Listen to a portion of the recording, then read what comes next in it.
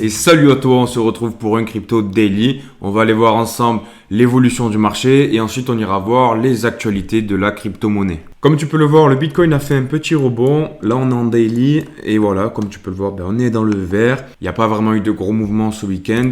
Donc, je pense qu'il va falloir attendre cette semaine avec les nouvelles macro et l'évolution du dollar. Je te rappelle que quand le dollar augmente, tous les actifs à risque, dont la crypto-monnaie, baissent. Et inversement, quand il baisse, c'est les actifs à risque qui augmentent. Donc, il va être intéressant de suivre tous ces paramètres-là et de voir comment va réagir Bitcoin. Ce qu'il faut que tu gardes à l'esprit, c'est qu'on a pris plutôt une tendance haussière, en tout cas ces derniers jours.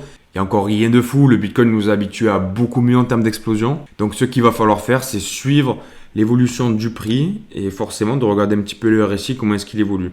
Là, pour l'instant, en 4 heures, on est à 55. Concernant Ethereum, on a passé la résistance des 3000. Donc ça, c'était une bonne chose parce que du coup, on butait sur les 3000. Il y avait beaucoup de shorts qui étaient positionnés.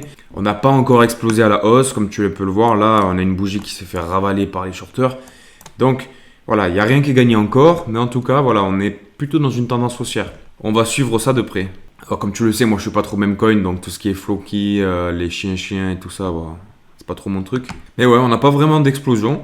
On a des 4% sur LPT, mais bon, il avait un petit peu baissé. J'ai bien l'impression que toutes les bonnes crypto-monnaies de l'écosystème attendent juste en fait un gros rebond de Bitcoin pour pouvoir se lancer. Bon, comme tu peux le voir là, LPT qui fait 4%, c'est pas énorme. On est obligé de zoomer pour voir cette bougie-là. On a Alex qui reprend un peu de forme. Je te rappelle qu'il a vraiment bien baissé ce projet-là sur Bitcoin. Il a vraiment une grosse chute là ces derniers jours. Après, ce qu'il y a, c'est que le projet est toujours là. Les fondamentaux n'ont pas changé. La team a bien réagi. Donc voilà, moi je le garde. En tout cas, je ne suis pas sorti. Je ne suis pas sorti parce que déjà, je pense que le narratif, Layer 2, projet sur Bitcoin, etc., ça va bien performer pendant le bull. C'est pour ça que je le garde. Et puis, on verra si ça paye avec le temps. Ensuite, j'ai eu une demande de présentation sur Cubic. Je ferai cette présentation demain, du coup, à la fin du Crypto Daily, comme tu as l'habitude de le voir, pour te dire les fondamentaux dégrossis et est-ce que moi je suis investi ou pas. Ensuite, en termes de nouvelles macroéconomiques, donc je suis obligé de te parler, c'est la mort du président iranien qui était dans un hélicoptère, frérot, et son hélicoptère il s'est crashé en plein désert ou je sais pas où. C'est une mort plutôt curieuse, sachant qu'il y avait une guerre avec les États-Unis, donc forcément ça amène à des questionnements. Je pense que qu'est-ce que ça va présager en tout cas pour le marché des actions et le marché de la crypto? Ça, on peut pas le savoir. Est-ce que ça pourrait être considéré comme un Black Swan? Ça pourrait vraiment faire des remous dans le marché. En tout cas, c'est quelque chose à suivre. Ensuite, en termes de piqûre de rappel, ce que j'aimerais te dire aujourd'hui, en ce lundi 20 mai 2024, c'est qu'il y a plusieurs narratifs qui vont percer pendant ce bull run. Ok? Comme tu le sais, je parle souvent d'intelligence artificielle parce que je pense que ce sera le narratif numéro 1. On aura aussi le narratif sur Bitcoin, mais un narratif qui va vraiment faire du bruit aussi et qui peut même peut-être arriver derrière l'intelligence artificielle ou même peut-être la première place, ça sera à voir. Je pense que c'est les RWA. Et comme tu peux le voir sur ce tweet de XRMlin, il rappelle que le PDG de BlackRock, qui n'est pas Jojo le Clodo accoudé au PMU du coin, a déclaré que les ETF Bitcoin et Ethereum sont que des tremplins vers la tokenisation et croit sincèrement que c'est notre avenir. Donc là, je te cite vraiment mot pour mot ce qu'a dit Larry Fink. Et BlackRock avait lancé son fonds de 100 millions de dollars. Donc c'est une petite entrée, une entrée timide pour BlackRock, même si c'est énorme dans la vraie vie, 100 millions de dollars. Mais en gros, ils ont mis le coup de tampon, sur la carte de membre, tu vois. Ça veut dire que, les RWA, ils sont là pour rester. Il faut vraiment s'intéresser au projet du RWA pour pouvoir se faire un wallet solide, avec quelques lignes vraiment intéressantes. Et comme tu peux le voir, Coinbase avait dit, grosso modo, BlackRock avait choisi Coinbase pour faire le pigeon voyageur entre la crypto-monnaie et le monde réel. Donc tu vois, on a deux informations, on a Coinbase, on a RWA. On sait que dans ces deux trucs-là, il va falloir se positionner. Personnellement, je pense qu'il est plus intéressant d'aller dans les leaders de la catégorie parce qu'on va avoir de gros gains. Dans tous les cas, on va faire un x5, x10 avec les plus gros. Comme tu peux le voir, Ondo Finance, on a seulement 1,3 milliard de market cap. Donc c'est pas énorme pour la crypto-monnaie. Là, on est dans une période où on a le bull qui arrive et il y a plein de projets qui sortent de nulle part. 99% des projets qui sortent sont des meme coins, sont de la merde. Donc si j'avais un conseil à te donner, ce serait vraiment d'aller sur les projets de qualité. Donc déjà, si tu vas dans le top 10 de la catégorie RWA sur CoinGecko, tu sais que tu n'auras vraiment pas de surprise. Et voilà, comme je te l'ai dit, tu as Ondo, tu as Centrifuge, sur lequel moi je mise beaucoup personnellement. J'ai mis une grosse entrée là-dessus. Swan Market, malheureusement j'étais rentré à 0,20, il est monté à plus de 1,20 je crois, donc on a fait un x6. Et j'étais sorti un peu trop tôt, comme un sgeg, parce que ça bougeait pas. On a Rio avec le projet Realio Network, qui comptabilise seulement 91 millions de market cap. C'est vraiment pas énorme encore une fois. Personnellement, celui-là, je l'avais acheté quand il valait 0,40. Mais je pense qu'il peut aller beaucoup plus haut, donc j'ai même pas encore pris le bénéfice, pour tout te dire. Ensuite, on a Trade de Polytrade qui comptabilise 43 millions de market cap. C'est une plateforme de trading basée sur la blockchain. On a Cpool. Dis-moi en commentaire si ça t'intéresse que je te fasse un top 10 ou un top 5 des meilleurs projets en RWA. Je pense vraiment que c'est une narrative qu'il ne faut pas négliger parce qu'on va avoir de grosses performances pour ce bull run. Il se peut que ce narratif performe, mais performe en retard. En fait, on a des tendances de hype, comme tu le sais. On a d'abord peut-être l'IA, ensuite on peut avoir le RWA et puis ensuite le Bitcoin. Donc l'idée en fait, moi je pense, c'est de se mettre à 33, 33, 33 sur les 3 narratives que tu aimes le plus. Et ensuite, on réalloue les gains. Parce que si tu as un x5 sur le RWA, mais que toi tu es investi dans Bitcoin, ben, du coup tu vas pas en profiter. Alors que si tu as 33% sur le WA, tu fais un x5, ok tu as fait ton x5, tu sors et tu réinvestis tes 33% avec tes gains sur intelligence artificielle plus Bitcoin.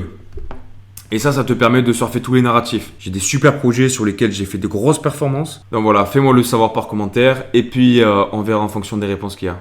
Je t'ai évoqué l'intelligence artificielle et comme tu le sais, c'est le narratif qui va surperformer, ça c'est sûr et certain. On met pas tous ses œufs dans le même panier, tu connais.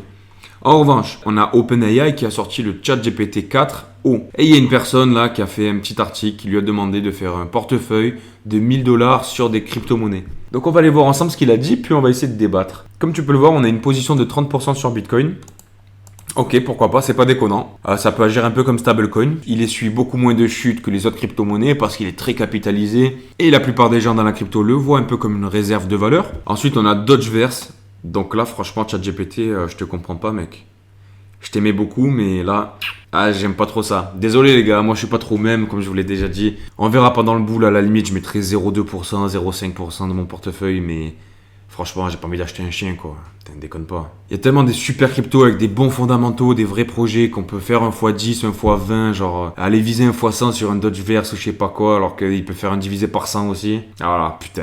Ah ouais, non, mais là, ChatGPT, qu'est-ce qu'il nous fait, quoi? Slotana, voilà, on a un panda. Alors maintenant on a Megadice, ok, donc on a 15% alloué à Megadice, donc c'est une crypto sur le casino, du coup c'est une plateforme de jeu, donc on est dans le gaming, 15% par contre ça jamais. Ensuite on a Toncoin, il part complètement en couille. Je pense qu'il sera meilleur sur l'étude graphique, il est plus mathématicien que investisseur je pense là pour l'instant en tout cas. Ensuite en termes de nouvelles cryptos, on a Solana qui domine le classement des blockchains les plus rapides. La rapidité c'est vraiment très important, ça permettra du coup l'adoption, c'est vraiment frustrant parce que si tu as besoin de ton argent pour faire quelque chose, pour faire des swaps, pour investir ou nanani nanana, des fois tu peux être vraiment limité. Donc c'est vraiment un truc voilà, qu'il faut améliorer. Et en tout cas, Solana se positionne comme les meilleurs dans ce domaine-là. Le 6 avril dernier, Solana a établi un nouveau record en enregistrant 91 millions de transactions en 24 heures, soit une moyenne de 1504 TPS. Mais malgré cette prouesse, le réseau n'aurait exploité que 1,6% de sa capacité théorique et il pourrait atteindre 65 000 TPS. Mais encore que dans la théorie, parce que comme tu le sais, la blockchain Solana elle est souvent arrêtée, il y a souvent des bugs, etc. Donc il se peut que tu fasses une transaction et au final elle passe pas, tu payes des frais pour rien et tu l'as dans le HUC. Donc ça c'est, voilà. Je sais pas si ça t'est déjà arrivé, en tout cas dis-moi-le. Ensuite, et si la SEC approuvait finalement les ETF au comptant sur l'Ether? Tiens donc on revient un peu à la réalité, qu'est-ce qui se passe? Comme tu le sais, il y a l'ETF Ethereum qui arrive, on a eu pas mal de nouvelles de peur.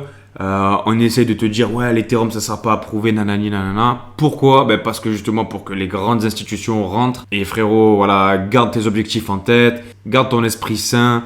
Dans tous les cas Ethereum ça sera accepté. Et si c'est pas accepté dans 3 jours, ça sera accepté plus tard. Dis-toi bien que c'est reculer pour mieux sauter plus loin et plus fort. Donc on est confiant et quand on voit des annonces comme ça, on rigole bien. Il y a les élections américaines, comme je te parle tout le temps, fin 2024. Et forcément, toute l'économie américaine avec les marchés boursiers et du coup les crypto-monnaies qui sont un actif à risque vont augmenter. C'est historique. Le président en place va relancer l'économie, va certainement aussi faire un peu de quantitative easing pour faire un peu de dette et pour permettre au marché de se réveiller. Et comme tu le sais, l'électeur qui a le plus de chances de passer président aujourd'hui, c'est Donald Trump, qui en plus est un fan de crypto-monnaie, soi-disant, depuis quelques mois. Et on a un même crypto qui est Trump, et qui est déjà capitalisé à des centaines de millions de dollars. Du fait de la spéculation, ça m'étonnerait pas qu'il pump avant l'élection. Peut-être que je prendrai juste une petite ligne vraiment pour rigoler comme si je faisais le loto ou que j'allais au casino, tu vois, avec vraiment une petite ligne, tu vois, avec, je sais pas moi, 0,2% par exemple. They are Regarde-le avec sa against it. perruque The là.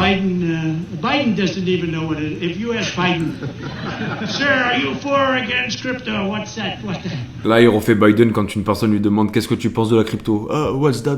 Qu'est-ce que c'est?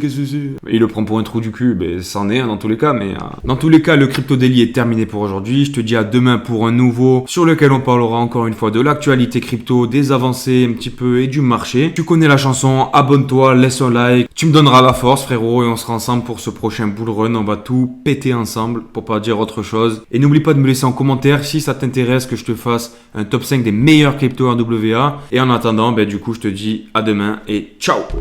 Fiesta,